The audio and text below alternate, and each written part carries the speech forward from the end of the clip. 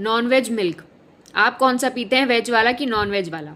हालांकि आप इंडिया में हैं तो अभी तो वेज मिल्क ही पी रहे हैं। ये है क्या और ये न्यूज़ में क्यों है? एक्चुअली इंडिया यूएस में ट्रेड टॉक्स चल रहे हैं जिसमें यूएसए चाहता है कि इंडिया का जो डेयरी सेक्टर है उसमें उसको एंट्री दी जाए। अब ये यूएस के लिए तो फायदा है, लेकिन इस पे इंडिया क्यों ऑब्जेक्शन ले रहा है? अगर आपने देखा होगा कि इंडिया में जहाँ से दूध आता है यानी गाय, उसकी जो डाइट होती है उसमें हम भूसा खिलाते हैं उसको या चारा खिलाते हैं, जिसमें नॉनवेज का कोई सवाल ही नहीं आता। लेकिन ऐसा केस यूएसए में नहीं है, क्योंकि वहाँ के जो भी कैटल हैं उनकी डाइट में नॉनवेज इंक्लूडेड होता है।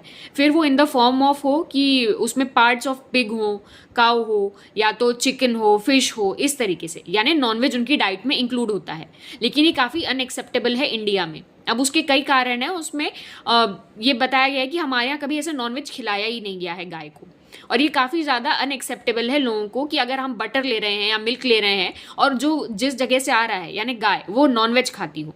साथ ही इसमें कुछ स्टडीज़ हैं, जैसे एक स्टडी एसबीआई ने किया था रिलीज, उसमें था कि अगर जो यूएस को इंडिया में इसकी ओपनिंग मिल जाएगी इस सेक्टर की, डेयरी की, तो इसमें इंडिया को करीबन 1.03 लाख करोड़ का लॉस होगा। साथ ही इंडिया का वर्ल्ड का सबसे बड़ा एक प्रोड्यूसर भी है और कंज्यूमर भी है मिल्क का, तो इससे हमारी लोकल इंडस्ट्री को भी ज़्यादा इफेक्ट पड़ेगा, क्योंकि वहाँ से यूएसए का सस्ता मिल्क प्रोडक्ट्स भी बेचेंगे इंडिया में, और ये हमारी इकोनॉमी के लिए काफ़ी डेट्रीमेंटल है।